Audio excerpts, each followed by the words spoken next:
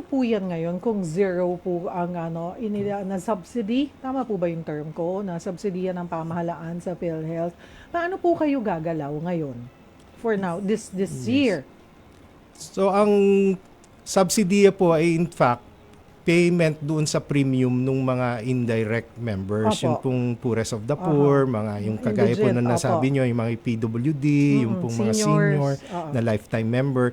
So yun po ay binabayaran po ng ating national government ng premium. So ngayon po na hindi po nagdesisyon po na wag munang bayaran yon, ay una po kailangan po talaga kami maging efficient.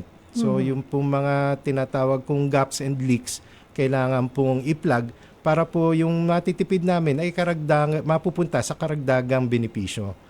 Pangalawa po ay meron naman po kaming mga na ipong pondo ng mga nakaraan na pwede rin po namin gamitin na para po ipalawigin nga po itong benepisyong itinakda at binigay sa aking misyon ng ating mahal na Pangulo.